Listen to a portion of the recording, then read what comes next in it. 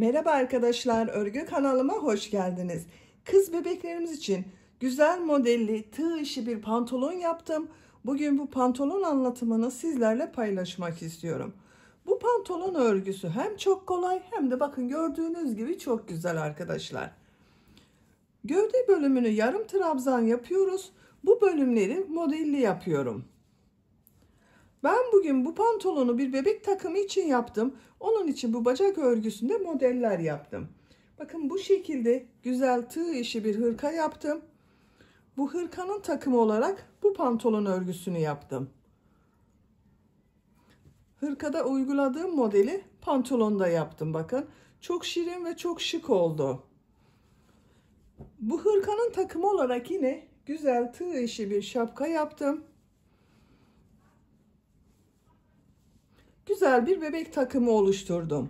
Siz de bunun gibi güzel bir bebek takımı yapmak isterseniz ben şapkanın anlatımını ve hırka anlatımını yaptım. YouTube kanalıma yükledim. Bu şapka ve hırkanın olduğu YouTube linkini izlediğiniz bu videonun açıklama bölümüne ekliyorum. Siz o linkler üzerine tıklarsanız bunun gibi güzel bir takım yapabilirsiniz. Biz bugün bu kolay ve güzel tığ işi pantolonu yapacağız. Pantolon örgüsü çok kolay arkadaşlar. Tek yapmanız gereken yapacak olduğunuz çocuğun bel ölçüsüne göre zincir başlamak. Siz bu pantolonu yeni doğan bebek için yapabilirsiniz. 1, 2, 3, 4, 5 her yaş kız çocuklarınız için yapabilirsiniz. Ben bugün takım olarak 6-12 ay arası bir bebek için yaptım bu pantolonu. Dediğim gibi siz her yaş çocuklarınız için yapabilirsiniz. Yeni doğan için yapmak istiyorsanız bu başlama zincir sayısını 10 zincir eksik 10-12 zincir eksik yaparsanız yeni doğan bebek için olur. Yüksekliğinde daha az ölçüde yapabilirsiniz. Bel örgüsünün buraya bakın kurdale taktım. Çocuğun belini ayarlamak için bu kurdale yapmayı tercih ettim. Siz tercihinize göre bunu takmadan kullanabilirsiniz. Farklı ip kordonlar yapabilirsiniz. Bacak örgüsündeki modelde çok şık oldu bakın. Bu modeli yapmak da çok kolay arkadaşlar. Herkesin yapabileceği güzel bir pantolon. Pantolon örgüsünde iplik olarak ben bugün bu ipliği kullandım. Kullandığım iplik üzerinde 100 gram iplikte 330 metre var. 1,5 adet iplik kullandım. 2 iplik elinizde olsun. Ben bugün bu ipliği kullandım. Siz tercihinize göre istediğiniz marka iplik ve renkleri kullanarak bu pantolon örgüsünü yapabilirsiniz. Her renk iplik ile çok güzel oluyor. Pantolon örgüsünde tığ olarak 6 numara 3,5 milimetre tığ kullandım. Yumuşak bir örgü elde ettim arkadaşlar. Sizin eliniz sıkıysa 4 milimetre tığları kullanabilirsiniz. 3 milimetre tığ kullanırsanız yaptığınız ölçü daha küçük ölçüde olur. 3 aylık bebek için olur. Ben bugün 6 aylık bir bebek için yaptım. Pantolon ölçülerini videonun sonunda ölçüyorum. Oraya bakabilirsiniz. Tekrar ölçerek zaman geçirmek istemiyorum. İpliği tığ hazırlayalım. Hep birlikte bu güzel pantolon örgüsüne başlayalım. Örgü kanalıma abone değilseniz abone olmayı unutmayın lütfen. Örgü kanalıma abone olmak ücretsiz. Örgü kanalıma ücretsiz abone olup orada bulunan zil şeklini dokunarak açık yaparsanız kanalıma video yüklediğim zaman ilk önce size bildirim gelir. Örgülerimden herkesten önce sizin haberiniz olur.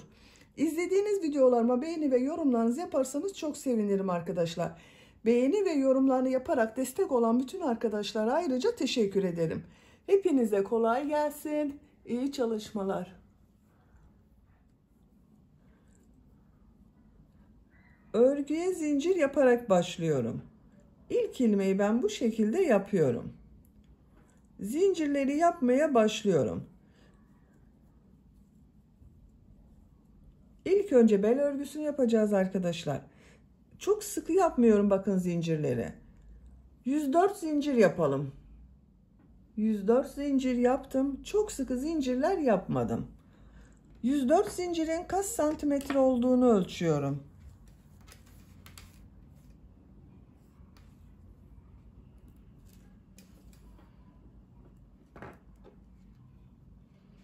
...42 santimetre zincir uzunluğu var. Benim elimin sıklığına göre 42 santimetre için 104 zincir yaptım arkadaşlar. Sizin daha fazla zincir yapmanız gerekebilir. 3 zincir dönüş için yapıyorum. Tığ üzerine iplik alıyorum. 3 ilmek atlıyorum. 1, 2, 3. Dördüncü ilmeğe trabzan yapıyorum. Diğer ilmekler üzerine de trabzan yaparak devam ediyorum. Trabzan sırası yapıyoruz.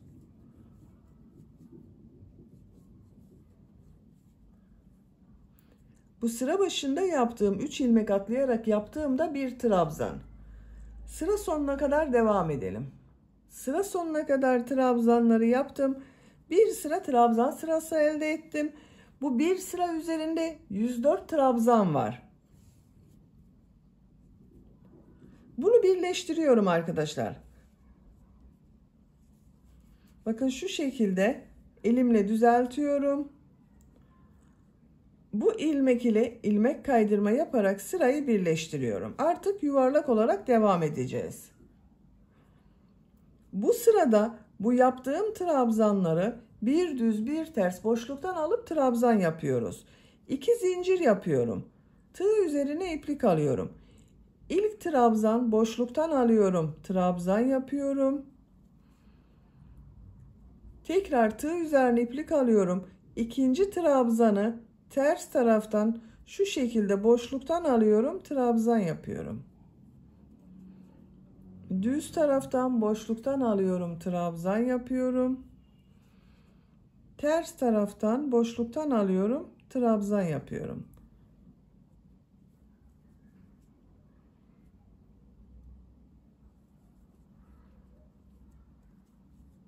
Bakın bu şekilde yapmıyoruz trabzanları. Boşluktan alarak yapıyoruz.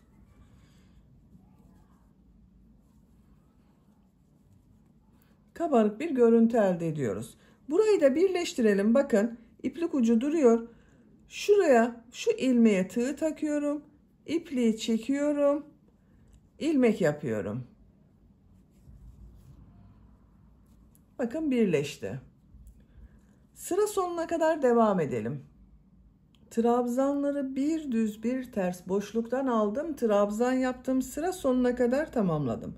Son trabzanı da düz taraftan boşluktan aldım. Trabzan yaptım. Bu 2 zincir yaptım sıra başında. Bununla ilmek kaydırma yaparak birleştiriyorum. Sıra başında yaptığım bu 2 zincir ters tarafta görünen trabzan oldu. Bakın görüntüsü böyle oldu arkadaşlar. Kabarık görüntüler elde ettik. Esnek bir görüntüsü var bakın.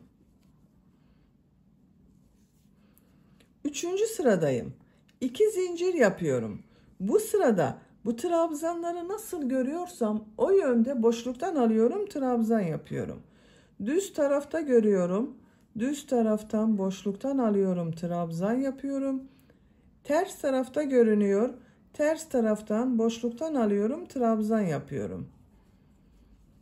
Düz tarafta görüyorum. Düz taraftan boşluktan alıp trabzan yapıyorum.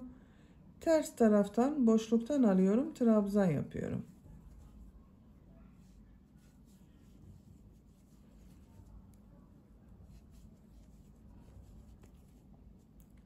Sıra sonuna kadar devam edelim. İlmek kaydırma yapalım, birleştirelim. Yine nasıl görüyorsak o yönde boşluktan alıp trabzan yapalım.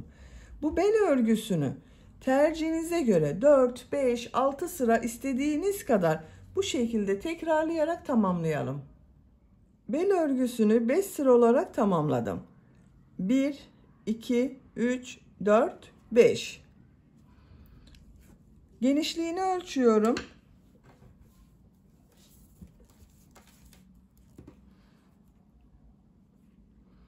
3 santimetre genişlik var. Benim tercihime göre bu yeterli. Siz isterseniz bunu 4 veya 6 sıra olarak yapabilirsiniz. Bu sıradan itibaren yarım trabzanlar yapıyorum. Bir zincir yapıyorum. Tığ üzerine iplik alıyorum. İlk ilmek üzerine trabzan yapıyor gibi yaptım bakın. Tığ üzerinde 3 ilmek var. Hepsinin içinden bir defa da çekiyorum. Tığ üzerine iplik alıyorum. Yarım trabzan yapıyorum. Tığ üzerine iplik alıyorum. Yarım trabzan yapıyorum.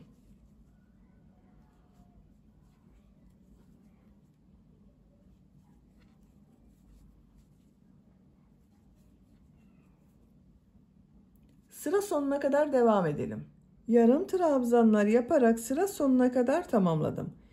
İlk ilmek ile ilmek kaydırma yaparak sırayı birleştiriyorum. Bakın, bir sıra yarım trabzan yaptım. Bu bir sıra üzerinde 104 yarım trabzan var arkadaşlar.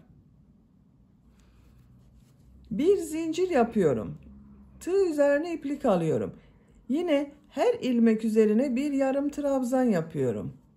Bakın, ilk ilmeğe de yarım trabzan yaptım. Diğer ilmeklere de yarım trabzan yaparak devam ediyorum. Sıra sonuna kadar devam edelim. Sıra sonuna kadar tamamladım. İlk ilmek ile ilmek kaydırma yaparak birleştiriyorum. Bir zincir yapıyorum. Tığ üzerine iplik alıyorum. Bakın, ilk ilmek içine yarım trabzan yapıyorum. Diğer ilmeklere trabzan yaparak devam ediyorum. Yarım trabzanlar yapıyorum.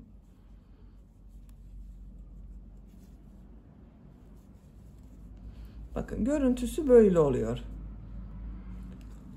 Örgü bu şekilde devam edecek arkadaşlar. Yarım trabzanları tekrarlayarak örgüye devam edelim. Pantolonun gövde örgüsünü 23 yarım trabzan sırası yaptım. Sayıyorum: 1, 2, 3, 4, 5, 6, 7, 8, 9, 10, 11, 12, 13, 14, 15, 16, 17, 18, 19, 20, 21, 22, 23. Benim yapacağım ölçü için bu yeterli. Santimetre olarak ölçüyorum. Bakın, gövde yüksekliği 19 santimetre arkadaşlar. Siz yapacak olduğunuz çocuğun büyüklüğüne göre bunu daha kısa veya daha uzun yapabilirsiniz. İstediğiniz kadar bu sırayı tekrarlayabilirsiniz. Ben bugün 6-12 aylık bir bebek için yapıyorum. Bu ölçüde oldu. Şimdi bacak örgülerini ayıracağız. Benim bu bir sıra üzerinde 104 yarım trabzan var. Bunun yarısını bir bacak, yarısını bir bacak için yapıyorum. Bakın, ben işaret yaptım. 2 ilmeğe işaret yaptım. Geriye 102 ilmek kaldı. 102'nin yarısı 51 yapıyor arkadaşlar. Bakın, bu işaret yaptığım ilmekten sonra 51 ilmek saydım. Buraya işaret yaptım. Burası bir bacak örgüsü olacak. Diğer taraf bir bacak örgüsü olacak. Bu işaret yaptığım, bakın, ilk başa bir işaret yaptım. Bir de bu 52.'ye işaret yaptım. Arada 51 ilmek kaldı. Şu şekilde birleştireceğiz. Bacak örgüsünü ayıracağız. Sizin kaç yarım trabzan varsa onu ikiye bölün. 2 ilmeği çıkartın. Geriye kalanları bacak örgüsü olarak ayırabilirsiniz. En son bakın, yarım trabzan yaptım. Bu işaret yaptıklarımı bu sırada birleştiriyorum. Şu şekilde bakın, ilmeğe tığ taktım. İlk sıra başında olan ilmek arkadaşlar. Karşıdan bacak örgüsü için işaret yaptığım ilmek. İkisini içinden alıyorum. İlmek kaydırma yaparak birleştiriyorum. Bu bir bacak örgüsünde benim 51 yarım trabzan var. Burada da 51 yarım trabzan var. İşaretleri çıkarıyorum artık.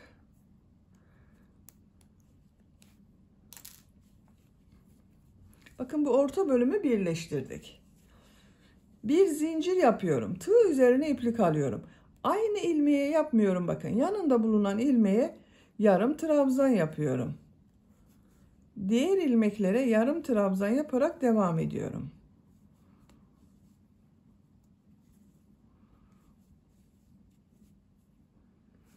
Buraya kadar devam edelim. Sıra sonuna kadar tamamladım. Son ilmeğe bakın, yarım trabzan yapmıyorum. İlk yaptığım bu ilmek ile ilmek kaydırma yaparak sırayı birleştiriyorum. Sıra başında da bakın, aynı ilmeğe yarım trabzan yapmadım. Sıra sonunda da yapmadım. Burada bir eksiltme yaptım. Bir zincir yapıyorum. Tığ üzerine iplik alıyorum. Bakın, ilk ilmek üzerine yarım trabzan yapıyorum. Diğer ilmeklere yarım trabzan yaparak devam ediyorum.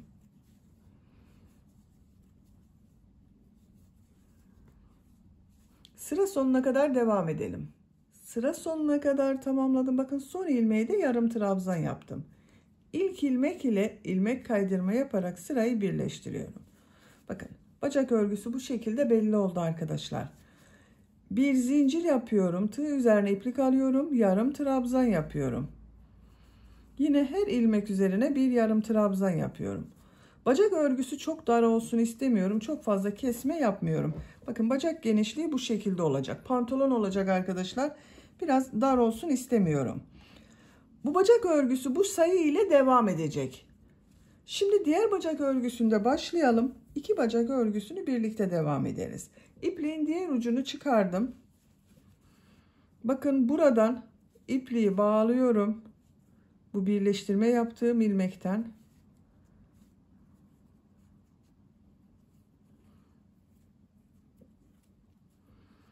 Buradan ilmek yapıyorum bir. Tığ üzerine iplik alıyorum. Bu ilk ilmeğe yapmıyorum. İkinci ilmeğe yarım trabzan yapıyorum. İplik ucunu da içinde tutuyorum. Diğer ilmeklere yarım trabzan yaparak devam ediyorum. Yine her ilmeğe bir yarım trabzan yapıyoruz. Sıra sonuna kadar devam edelim. Sıra sonuna kadar tamamladım. Bakın bu son ilmeğe yarım trabzan yapmıyorum. İlk ilmek ile ilmek kaydırma yaparak sırayı birleştiriyorum. Bir zincir yapıyorum. Tığ üzerine iplik alıyorum. İlk ilmek üzerine yarım trabzan yapıyorum.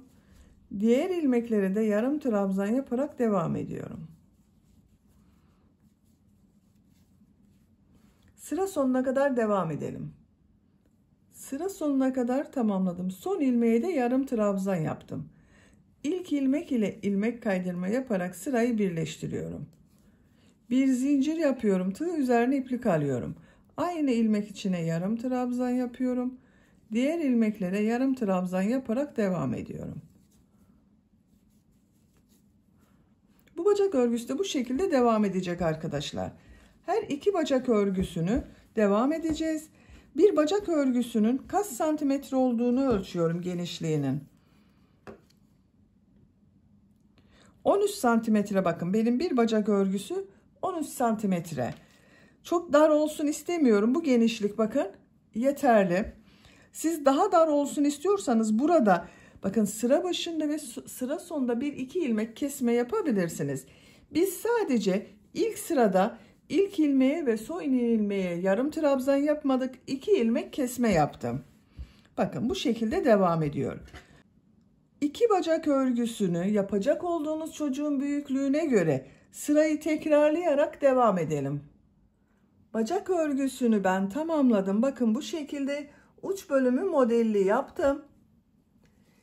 Diğer bacak örgüsünde bu model bölümüne kadar tamamladım. Bu bacak bölümünü ayırdığımız yerden sonra kaç sıra yaptığımı sayıyorum. 2, 4, 6, 8, 10, 12, 14, 16, 18 sıra yaptım. 19. sırada model yerleştirmeye başlıyorum. Siz biraz uzun olsun istiyorsanız bu sırayı birkaç sıra devam ederek ondan sonra model yerleştirmeye başlayabilirsiniz.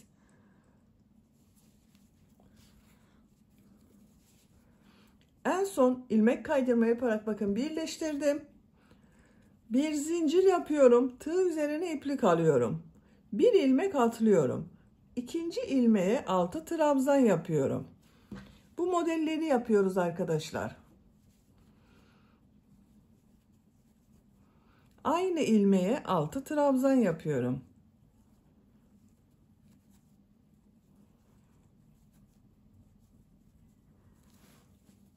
Altı trabzan yaptım. Bir zincir yapıyorum. Bir ilmek atlıyorum. İkinci ilmeğe sık iğne yapıyorum. Bir zincir yapıyorum. Bir ilmek atlıyorum. İkinci ilmeğe 6 trabzan yapıyorum.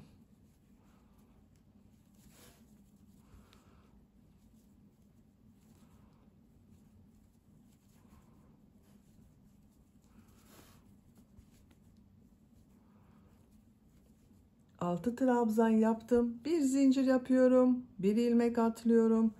Sık iğne yapıyorum. Bir zincir yapıyorum. Bir ilmek atlıyorum. 6 trabzan yapıyorum. Bakın bu şekilde. Sıra sonuna kadar devam edelim. Sıra sonuna kadar modeli yaptım. Bir zincir yapıyorum. Bu ilmek ile ilmek kaydırma yaparak sırayı birleştiriyorum. Bakın ilk sıraya modelleri yerleştirdim. 2, 4, 6, 8, 10, 12, 13 model oldu arkadaşlar. Bir zincir yapıyorum, örgüyü çeviriyorum. Bu sırada bu yaptığımız 6 trabzanın ilk 3 trabzanı boşluktan alıp trabzan yapıyorum. 2 zincir yapıyorum. 3 trabzanı boşluktan alıyorum, trabzan yapıyorum. Bu ilk trabzana bakın, tığı boşluğa takarak ilmek kaydırma yapıyorum. 3 zincir yapıyorum. Bu 3 zincir bir trabzan oluyor. 2 trabzanı boşluktan alıyorum, trabzan yapıyorum. Bakın şu şekilde tığı boşluğa takıyorum, trabzan yapıyorum. 2 zincir yapıyorum. 3 trabzan var. Üçünü boşluktan alıyorum, trabzan yapıyorum.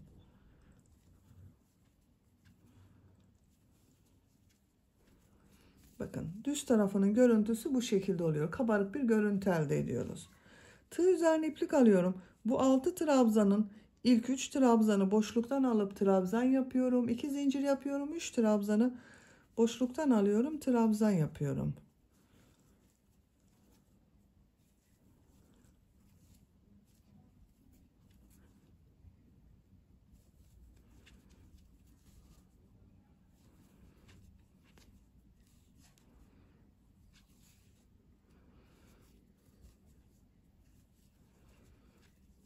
Bakın ikinci modeli bitirdim.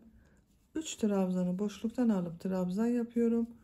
2 zincir yapıyorum. 3 trabzanı boşluktan alıyorum, trabzan yapıyorum.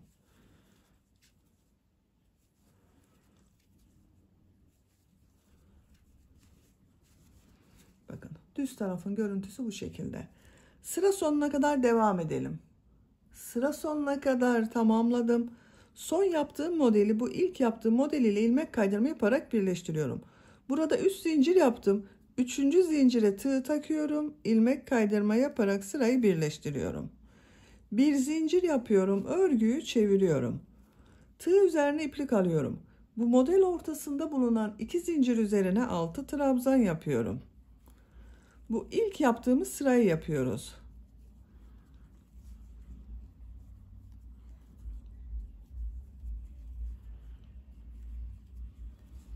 6 trabzan yaptım. Bir zincir yapıyorum. 2 model ortasına sık iğne yapıyorum. Bir zincir yapıyorum. 6 trabzan yapıyorum.